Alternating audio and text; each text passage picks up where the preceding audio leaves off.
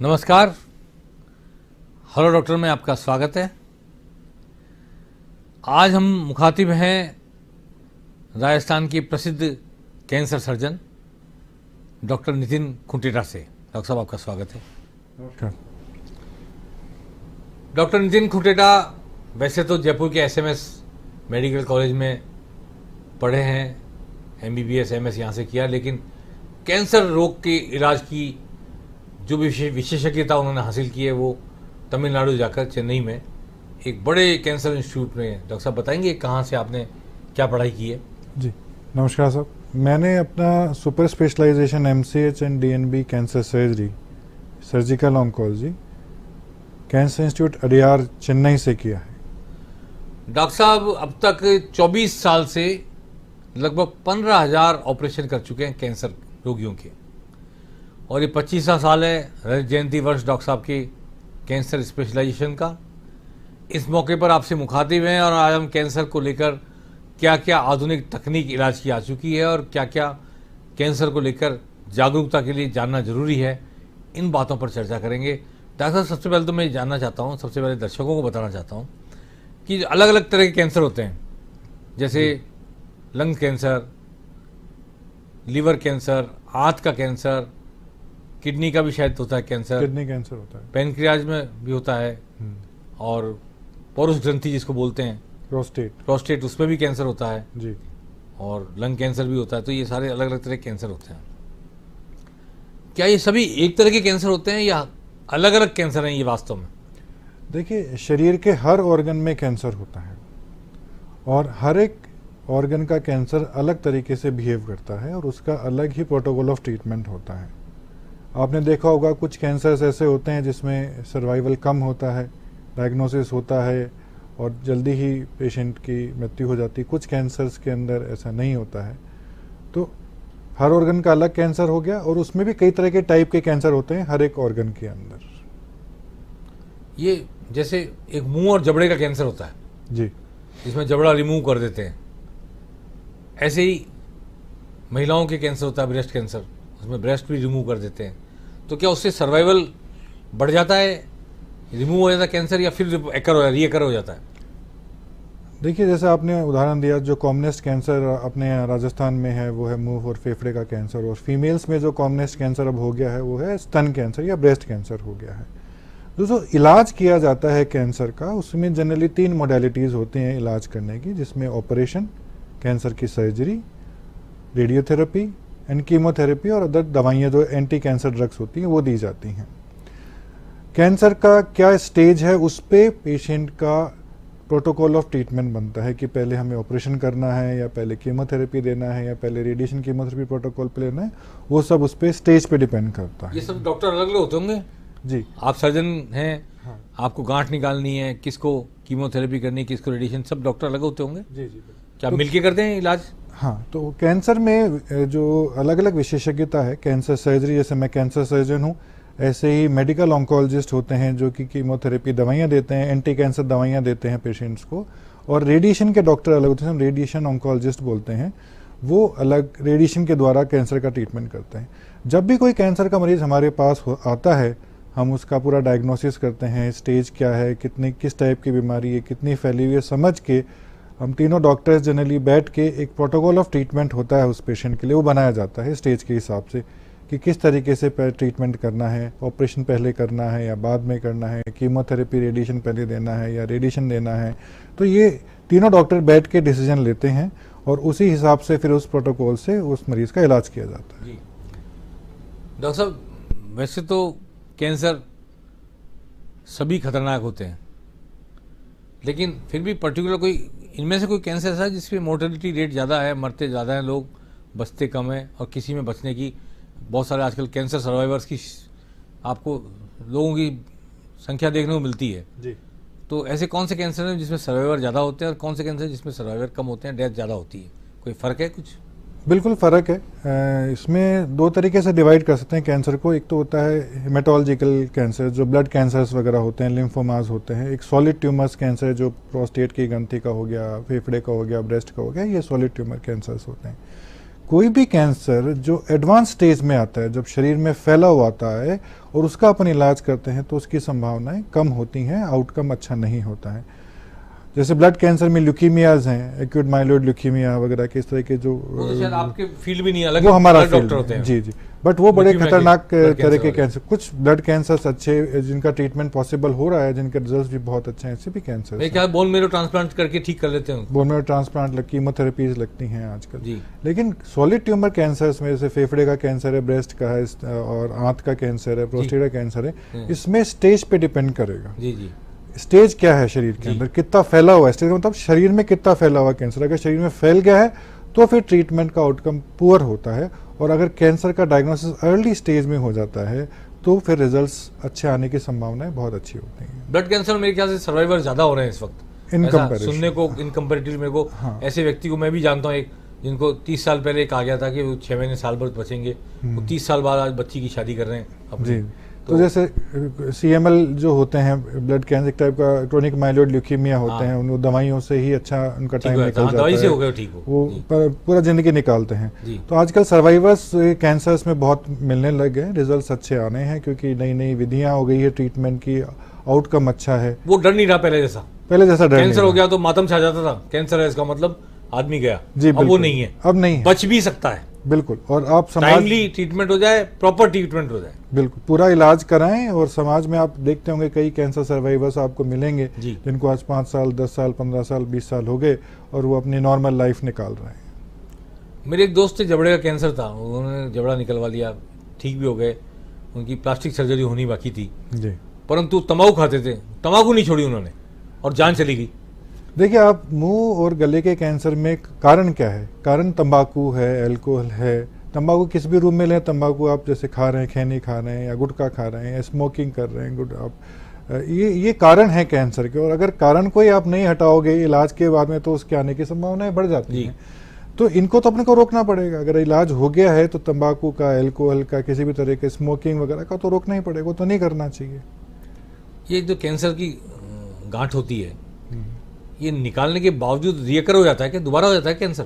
बिल्कुल। देखिए, कोई भी कैंसर का हम इलाज करते हैं तो 100% कुछ भी नहीं कहते कि सब 100% इनका सर्वाइवल 10 साल या पूरी जिंदगी निकाले, ऐसा नहीं कह सकते हैं हम। और ऐसी कोई विधि विधान भी नहीं है हमारे पास में, कोई डायग्नोसिस के लिए इन्वेस्टिगेशन भी नहीं है कि साहब इनके कैंसर आएगा या इनके नहीं आएगा, ऐसा पॉसिबल नहीं है। हाँ, अर्ली कैंसर का, छोटे कैंसर अवस्था में अगर कैंसर का इलाज कराएंगे तो सर्वाइवल अच्छा मिलता है। वेयरएज अगर बीमारी फैली हुई है तब इलाज कराएंगे तो सर्वाइवल इतना अच्छा नहीं मिलता। इसलिए हम कहते हैं कि साहब डायग्नोसिस, अगर कोई तकलीफ बनी है, कोई गांठ या छाला शरीर में बना है तो उसका डायग्नोसिस कराएं, कंफर्म कराएं कि वो कैंसर ना हो, ये बहुत ज़रूरी है। हमारा टाइम निकल जाए और हाथ मलते रह जाएं। बिल्कुल बिल्कुल, ये नहीं होना चाहिए। टाइम फैक्टर बहुत इंपॉर्टेंट है कैंसर और आजकल तो डायग्नोसिस के लिए सब जगह लेबोरेटरी अवेलेबल है, डॉक्टर्स अवेलेबल हैं, फिजिशियन सब डायग्नोसिस कर लेते हैं अर्ली। जमाना था बॉम्बे में जाके ही पता लगता था। नहीं तो राजस्थान में इतनी अच्छी व्यवस्थाएं हैं अपने। आपके महात्मा गांधी में काफी मैंने सुना है कि आधुनिक तकनीक से। जी, हमारे पास सारी महात्मा गांधी अस्पताल में हमारे पास सारी तरीके की डायग्नोसिस, कैंसर का डायग्नोसिस की व्यवस्थाएं हैं। और लेटेस्ट ट्रीटमेंट जो वर्ल्ड में होता है, हमारे पास सारी मोडालिटीज हैं जिससे हम कैंसर का इलाज करते हैं। न्यूक्लियर, वो मोलिकुलर और से भी कर लेते हैं। बिल्कुल, मोलिकुलर थेरेपी, न्यूक्लियर थेरेपीज भी होती हैं, वो भी की जाती है बराबर। हमारे पास अप्रोप्रिएट मशीनें भी हैं, लेटेस्ट मशीन्स भी हैं डायग्नोसिस करने के लिए। हमारे पास पेट स्कैन है और इसी मिशन में हमारे पास रोबोटिक सर्जरी भी हम लोग करते हैं। रोबोटिक सर्जरी बताएंगे जरा दर्शकों को, रोबोटिक सर्जरी क्या है? जी, रोबोटिक सर्जरी आपके हाथ की जगह रोबोट का हाथ काम करता है क्या? बिल्कुल बिल्कुल। इसमें ये होता है कि जो सबसे बड़ा एडवांटेज रोबोटिक सर्जरी का ये है कि कैंसर का अगर छोटा टिश्यू भी अगर शरीर में कहीं होता है तो हम उसको निकाल पाते हैं। जो बाकी एडवांटेजेस होते हैं, मैग्निफिकेशन अच्छा होता है, तो हम जब भी पेट की या शरीर में कहीं छाती में कोई कैंसर होता है उसकी सर्जरी रोबोट के द्वारा कर रहे हैं तो हमें कहाँ कहाँ तक वो पेट में फैला हुआ है, कितना बड़ा निकालना है, कितना टिश्यू निकालना है, कितना लिम्फ नोड्स निकालना है, वो अप्रोप्रिएटली निकाल सकते हैं। दूसरा जो सबसे बड़ा एडवांटेज रोबोटिक सर्जरी का है कि इसमें ब्लड लॉस पेशेंट का नहीं होता। अपन जानते हैं कि ऑपरेशन करते हैं तो खून का रिसाव होता है शरीर के अंदर, लेकिन इसमें बहुत कम होता है, तो एक एडवांटेज ये भी मिलता है। क्या वजह? रोबोट में ऐसे सिस्टम जी, एक्यूरेसी ज्यादा होती है उसकी रोबोट में, क्योंकि कोई भी चीज अपन जब रोबोट में देखते हैं तो बड़ी मैग्नीफाइड 10 गुना बड़ा दिखता है हमको। तो वेसल्स को जो है प्रॉपरली कोएगुलेट करना, बांधना है, वो सबसे इम्पोर्टेंट है। फिर छोटे चीरे से इलाज हो जाता है रोबोटिक के अंदर। 4-5 छोटे चीरे से हम रोबोटिक आर्म्स को अंदर पेट में या छाती में डालते हैं। अच्छा, और उससे हम सर्जरी करते हैं कंसोल पे बैठ के। तो छोटे से चीरे से, जहाँ पहले लंबे लंबे 10-10, 20-20 सेंटीमीटर का पेट पे चीरा लगा के अगर आप गांठ निकाल रहे हैं तो उसकी रिकवरी में टाइम लगता है, शरीर भरेगा ना उस घाव को। यहाँ पे 4-5 छोटे चीरों के अंदर जो है वो कैंसर की पूरी गांठ, कैंसर का जो पूरा ऑपरेशन है वो कर दिया जाता है। और तो आउटकम बहुत अच्छा है। जहाँ पहले 10-15 दिन पेशेंट को एडमिट रखना पड़ता था एक ऑपरेशन के बाद में बड़ा चीरा लगा के, यहाँ पे छोटे चीरों से जनरली 3-4 दिन में, 4-5 दिन में पेशेंट डिस्चार्ज हो जाता है। तो डेफिनेटली रिजल्ट्स बहुत अच्छे हैं। रोबोटिक सर्जरी में भी पीछे तो आपका हाथ ही चलता होगा। हाँ, इसमें क्या तो आप ही का काम करता होगा, उस पर हाथ पे रोबोट से क्या करेगा क्या नहीं करेगा। बिल्कुल बिल्कुल सब। इसमें होता क्या है कि जो सर्जन है वो जो सर्जन्स कंसोल एक सिस्टम होता है रोबोट में, वहाँ बैठता है और वो अपने हाथ से जो है वो इंस्ट्रूमेंट्स को घुमाता है वहाँ पे, और उसके कारण जो आर्म्स जो पेट के अंदर या शरीर में होती हैं वो कंप्लीट सर्जरी सर्जन ही करता है इसके अंदर पूरा की। सर्जरी तो सर्जन ही करता है, पर हाथ उसके नहीं होते, हाथ रोबोट के होते हैं। रोबोट के होते। दिमाग सर्जन का होता है। बिल्कुल। वो देखिए विज्ञान का चमत्कार है कि दिमाग तो सर्जन का ही है, परंतु चीर फाड़ करने वाले हाथ, गांठ निकालने वाले हाथ सर्जन के नहीं होते, रोबोट के होते हैं। लेकिन वो हाथ चलते सर्जन के दिमाग से। ये रोबोटिक सर्जरी। बिल्कुल। डॉक्टर साहब, ये एक खास बात और है कि ये जो कैंसर होता है एक स्टेज के बाद वो लोकलाइज नहीं रहता जी, बॉडी में फैल जाता है। हाँ। और वो फैल के दिमाग तक पहुंच जाता है, कई बार कई अन्य जगह तक पहुंच जाता, फिर शायद वो लाइलाज हो जाता है। इसको 4th स्टेज कहते हैं, 3rd स्टेज कहते हैं। तो इसमें क्या होता है कि शरीर में अगर किसी भी अंग में कोई कैंसर का छाला या गांठ बनी फॉर एग्जांपल, तो शरीर अपना शरीर सेल्स से बना होता है, और सेल्स के अंदर जीन्स होते हैं, क्रोमोसोम्स होते हैं। उन जीन्स के अंदर म्यूटेशंस हो जाते हैं, परिवर्तन आ जाता है किसी कारण से। तो वो जो सेल होती है वो डिवाइड करती ही रहती है, वो नए सेल्स बनाती रहती है, वो मरती नहीं है वो सेल्स जी। और वो जब सेल्स ज़्यादा बड़ी हो जाती है तो एक गांठ का रूप ले लेती है या छाला बन जाता है शरीर में। धीरे धीरे ये गांठ इतनी बड़ी हो जाती है कि आसपास के अंदर जो टिश्यूज़ हैं लिम्फेटिक्स के द्वारा लिम्फ नोड्स में चली जाती है, या फिर ब्लड वेसल्स जो हमारे शरीर के अंदर छोटी छोटी नसें होती हैं उनमें घुस जाती है कैंसर सेल्स, और शरीर के विभिन्न अंगों में चली जाती है। कॉमनेस्ट जो शरीर के अंगों में जाती है, वहाँ फेफड़ा जो कॉमनेस्ट साइट है जहाँ कैंसर सबसे पहले जाता है, या आंत के अंदर कैंसर हुआ तो लिवर में पहले जाता है, उसके बाद हड्डियों के अंदर पहुंच जाता है, ब्रेन में, तो शरीर के किसी भी अंग में पहुंच जाता है वो कैंसर का सेल, और वहाँ जाके वो कैंसर का सेल अपने जैसे और कैंसर के सेल्स से मल्टीप्लाई करके बनाता है, और वहाँ पे भी गांठ बन जाती है। और जब इतना शरीर में बीमारी फैल जाती है तो हम स्टेज 4 कैंसर कहते हैं। स्टेज 4 का मतलब हुआ जहाँ कैंसर बना उसकी जगह वहाँ से लेके वो शरीर के कई अंगों में फैल चुका है, जो आखिरी स्टेज का कैंसर कहलाता है। हाँ, उसके बाद शायद वो कहाँ से गांठ निकालोगे, कहाँ इलाज करोगे आप, देखिए यही समस्या हो जाती है जी। तो उसमें हर एक कैंसर के स्टेज का, जनरली कैंसर के 4 स्टेज होते हैं, 1, 2 और 3, 4। तो 1 और 2 जो स्टेज होते हैं वो छोटा कैंसर होता है जिसको हम रेडिएशन थेरेपी या ऑपरेशन से ट्रीटमेंट करते हैं। जब स्टेज 3 या 4 का कैंसर हो तो एडवांस या फैला हुआ कैंसर बोलते हैं। स्टेज 4 का मतलब फैला हुआ कैंसर हो गया। तो उसमें प्रोटोकॉल ऑफ ट्रीटमेंट सब एक स्टेज का अलग अलग है। फॉर एग्जांपल अपन मुंह के कैंसर की बात करें या ब्रेस्ट कैंसर की बात करें, तो जनरली जब मुंह का कैंसर मुंह तक ही सीमित रहता है या गले में गांठें आती है तो हम पहले ऑपरेशन का एडवाइस करते हैं, और उसके बाद स्टेज के हिसाब से ज़रूरत होती है तो रेडिएशन थेरेपी, कीमोथेरेपी के कॉम्बिनेशंस दिए जाते हैं स्टेज के हिसाब से। लेकिन अगर मुंह का कैंसर ही फेफड़े में आ गया हो, हड्डियों में आ गया हो, लिवर में आ गया हो, तो पहले ऑपरेशन करने से फ़ायदा नहीं होता। उसका प्रोटोकॉल ऑफ ट्रीटमेंट फिर chemotherapy, radiation, immunotherapy, targeted agents, इस तरह की दवाइयों से उसको करते हैं, इलाज करते हैं। कैंसर और कैंसर के इलाज, इस पर नितिन खुटेटा, डॉक्टर नितिन खुटेटा से हमारी बातचीत का सिलसिला जारी रहेगा। डॉक्टर नितिन खुटेटा से जो कैंसर रोग विशेषज्ञ हैं, सर्जन हैं, 24 साल से सर्जरी कर रहे हैं कैंसर की, और अब तक 15,000 से ज़्यादा ऑपरेशन कर चुके हैं। डॉक्टर साहब, जो बात चल रही थी हमारी, एक न्यूक्लियर मेडिसिन में भी कुछ कैंसर के इलाज का रास्ता निकाला गया है।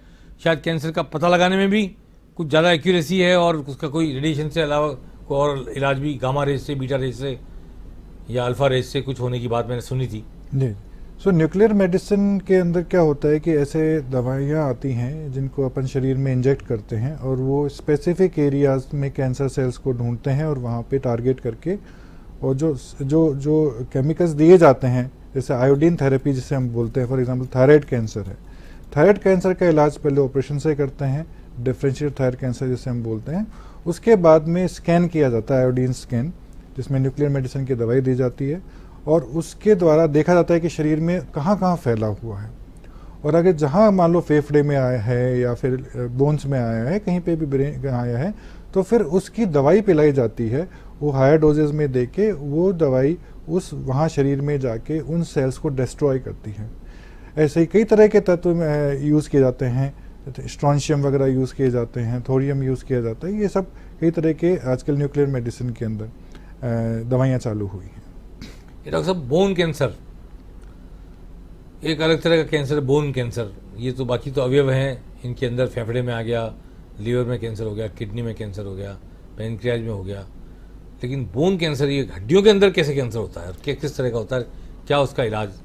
देखिए, शरीर में कहीं पे भी किसी भी अंग में कैंसर होता है। ऐसे ही हमारा एक अंग है हड्डियों का, जो मस्कुलोस्केलेटल सिस्टम बोलते हैं, वो उसमें भी कैंसर के सेल्स बन जाते हैं। बोन्स, जो हमारी जो हड्डियां बनती हैं, वो जनरली ओस्टियोसाइट्स या ओस्टियोक्लास्ट और कॉन्ड्रोसाइट्स वगैरह जो हमारी सेल्स होती हैं, जो हमारी हड्डियां को बनाती हैं शरीर के अंदर, उनमें भी जेनेटिक चेंजेस आते हैं और उनमें भी कैंसर होता है।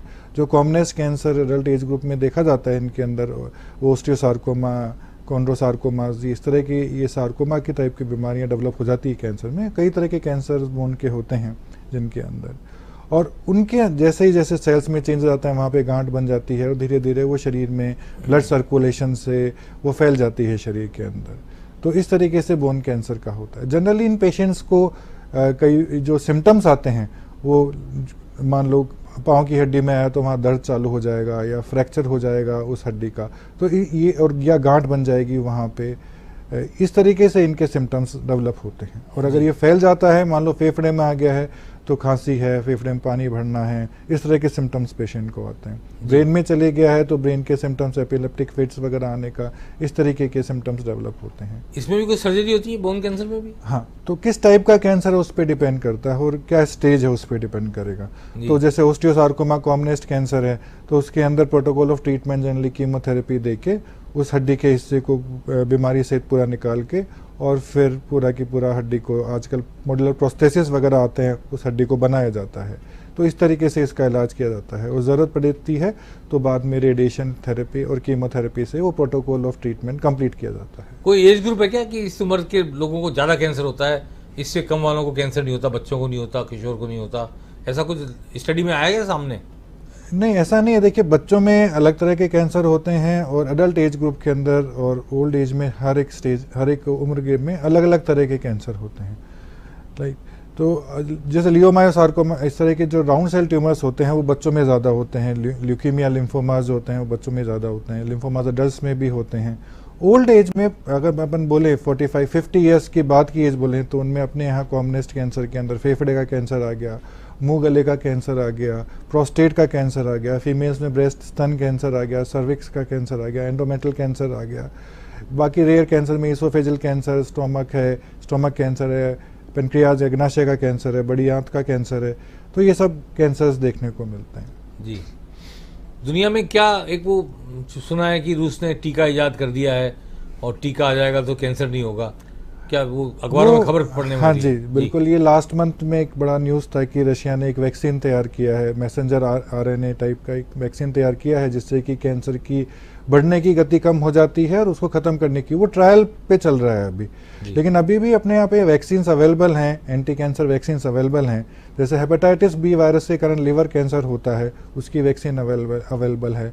सर्विक्स, लिवर कैंसर की होगी, हेपेटाइटिस बी की होगी मेरे ख्याल से। हेपेटाइटिस बी की कैंसर, हाँ, उसको रोकने का है, उसको रोकने, तो उसकी वजह फर्दर जो बीमारी होने वाली वो ना हो, कैंसर ना बने। तो उसके लिए ऐसे ही सर्विक्स कैंसर के लिए एक वैक्सीन डेवलप हुई है, वो अवेलेबल है मार्केट में, वो यूटिलाइज की जा सकती है। जी, तो डॉक्टर साहब, और दुनिया में क्या प्रयोग चल रहे हैं, क्या नई विधियां सामने आई हैं, आपके यहाँ भी अवेलेबल हैं या दुनिया में कहीं और अवेलेबल हैं कैंसर के इलाज की?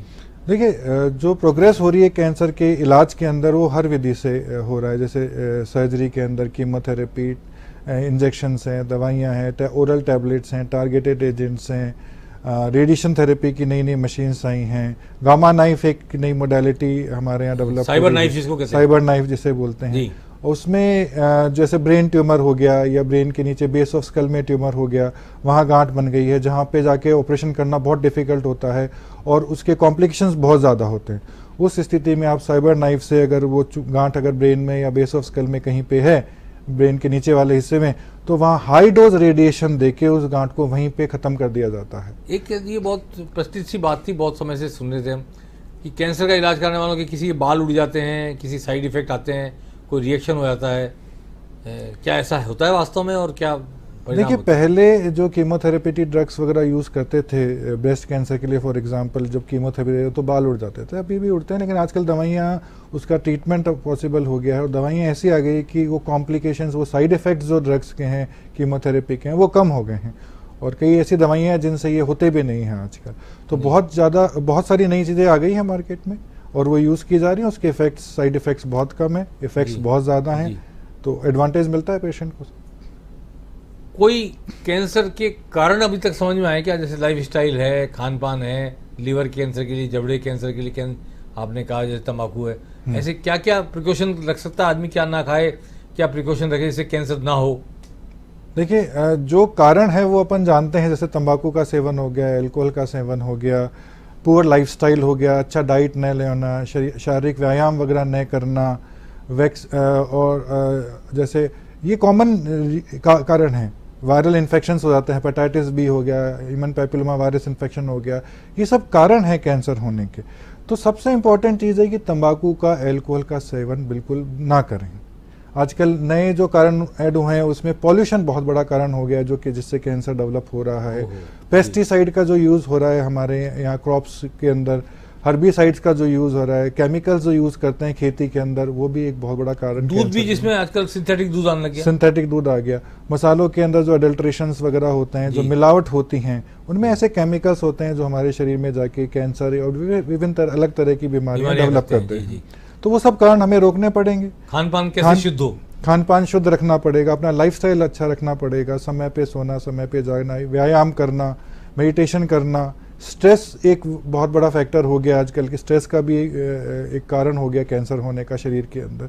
तो इन सब, शुगर भी मेरे ख्याल, बीपी, शुगर, बिल्कुल सब। स्ट्रेस से क्या होता है कि शरीर में स्टेरॉइड्स की मात्रा बढ़ जाती है, अपने मैकेनिज्म है बॉडी के अंदर, उसके कारण शुगर बढ़ जाता है, कार्डियोवैस्कुलर सिस्टम पे इफेक्ट पड़ता है, बीपी बढ़ता है, हार्ट अटैक्स हैं, ब्रेन हैमरेजेस हैं, एन्यूरिज्म, बहुत सारी चीज़ें डेवलप हो जाती है। तो एक अच्छा लाइफस्टाइल होना बहुत ज़्यादा ज़रूरी है, एक अच्छा खान पीन होना बहुत ज़रूरी है। आजकल ये पिज़्ज़ा, पास्ता और ये सब बहुत चीज़ें चल रही है, तो वो भी कारण हैं। इन सब चीज़ों में केमिकल्स होते हैं, हाई टेम्परेचर पे खाना पकाया जाता है, उसके कारण भी कई तरह के केमिकल्स डेवलप हो जाते हैं खान पीन के अंदर, वो हमारे शरीर को नुकसान देते हैं। जी, तो शुद्ध खान पीन हो। और ये आजकल जो प्रचलन चल पड़ा है कि जैविक खेती, और लोग बहुत कहते हैं कि साहब जो गोबर से बनी हुई खाद से जिस खेत में अन्न उपजाओ वो काम में लेंगे हम, एक प्रचलन हो गया। अमेरिका से तो ये बात आती है कि जो भारत से दालें मंगवाई जाती हैं, चावल मंगाए जाते हैं, गेहूँ मंगाए जाते हैं, वो वही खेतों के मांगते हैं वो जहाँ पर जैविक खाद काम में, रासायनिक खाद काम में नहीं ली हो, पेस्टिसाइड सर्टिफाई करना पड़ता है कि इस खेत में हमने जैविक खाद का उपयोग नहीं किया है, वही अनाज, वही दालें वो मंगा करके काम में लेते हैं अमेरिका में, हालांकि जो कॉस्ट बहुत ज़्यादा होती है। तो ये प्रचलन चल पड़ा है। बिल्कुल। देखिए, आज के 50 साल पहले हिंदुस्तान में इतना कैंसर नहीं था जो आज हम देख रहे हैं। आज अगर हम देखें तो हमारे आसपास में, परिवारों में आपको मिल जाएगा कि भाई किसी न किसी के कैंसर हुआ है और हो रहा है, बहुत तेज़ी से बढ़ रहा है समाज के अंदर। और कारण क्या हुआ है, 50 साल में क्या परिवर्तन आया है?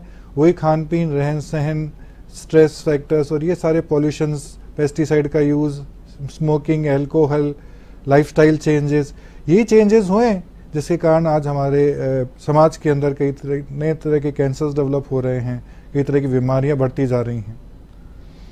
तो आज हमने बात की डॉक्टर खुटेरा से, कैंसर क्या है, कितनी तरह का है, कैसी आधुनिक तकनीक से उसके इलाज होते हैं, बचा कैसे जा सकता है, क्यों हो रहा है कैंसर, क्यों बढ़ रहा है कैंसर, हमारा खान पान, हमारा पर्यावरण, हमारी वायु प्रदूषण, दूध में क्या मिलावट है, सिंथेटिक दूध की, पेस्टिसाइड का उपयोग, शराब और तंबाकू का उपयोग, तमाम बातें सामने आई हैं।